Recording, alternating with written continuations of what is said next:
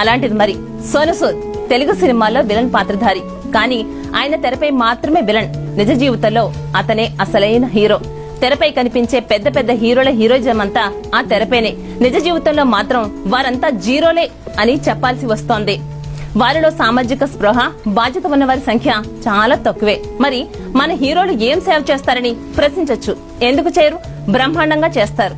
ఎలా అంటే colour combination jeans, T-shirts, Ray-Ban glasses తో తమ ఇళ్లలోనే మొక్కలకు నీళ్లు పోసి ఫోటోలు దిగి మిగిలిన వారికి ఛాలెంజ్ విసురుతారు. దాన్ని ట్విట్టర్ లో పెట్టేస్తారు. అంతే.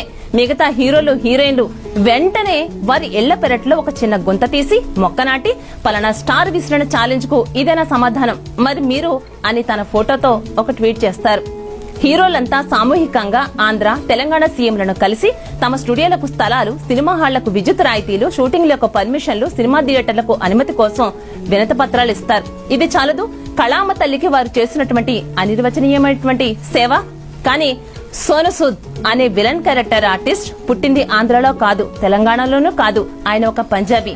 అరుంధతి సినిమాలో పశుపతి పాత్రతో తెలుగు వారికి దగ్గరై ఉత్తమ విలన్ గా నంది పురస్కారం అందుకున్నటువంటి నటుడు. బాలీవుడ్ హీరో షారుఖ్ ఖాన్ సైతం ఆయన నటనను చూసి అసూయపడ్డారు. నటనలోనే కాదు, నిజ జీవితంలో కూడా సూట్ చేసినటువంటి సేవలు చూస్తే కోట్ల రూపాయలు తీసుకునే హీరోలు, వారి కుటుంబాలు కూడా సిగ్గుతో తలదించుకోవాల్సిందే. పూర్వాశ్రమంలో రైల్వేలో కూలీగా పనిచేసినటువంటి సూద్ ఇప్పుడు సమాజానికి సేవా చిహ్నంగా మారారు. ముంబైలో తుఫాను రాబోతోందని తెలియడంతో 28,000 మందిని స్కూళ్లకు తరలించి వారికి కడుపు నిండా భోజనం పెట్టినటువంటి మానవతావాది మన సోనుసూద్.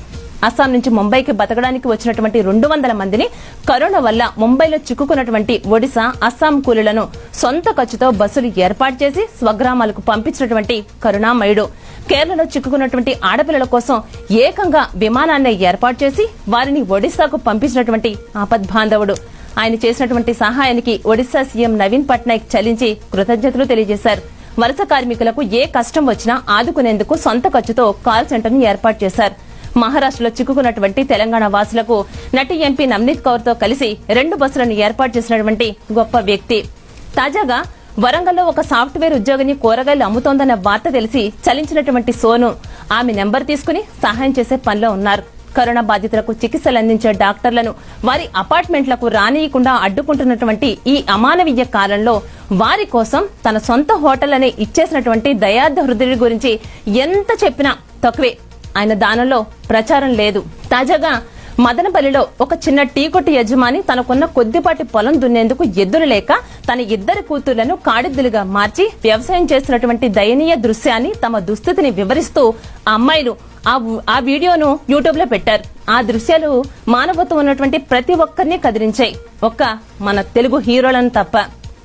ఆ విషయం తెలిసినటువంటి విలన్ క్యారెక్టర్ ఆర్టిస్ట్ సోనుసూద్, మీరు చదువుకోండి, రేపటికల్లా మీకు కాడెద్దులు మీ గుమ్మం ముందుంటాయి అని ట్వీట్ చేశారు. తర్వాత మళ్లీ ఆయనే, ఎద్దులు కాదు మీ కుటుంబానికి ట్రాక్టరే కావాలి, సాయంత్రానికల్లా మీ పొలంలో ట్రాక్టర్ ఉంటుంది అని ట్వీట్ చేశారు. అన్నట్లుగానే సాయంత్రానికల్లా 8 లక్షల ఖరీదైనటువంటి ట్రాక్టర్ ను పంపించి ఔదార్యం చాటుకున్నటువంటి మహామనిషి మన సోనుసూద్.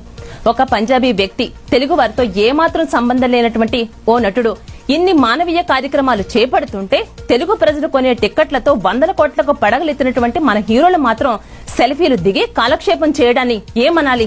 ఏం వారికి మాత్రం సామాజిక బాధ్యత లేదా? వారు ఒకప్పుడు వేషాలు లేక పస్తులున్న వారే కదా.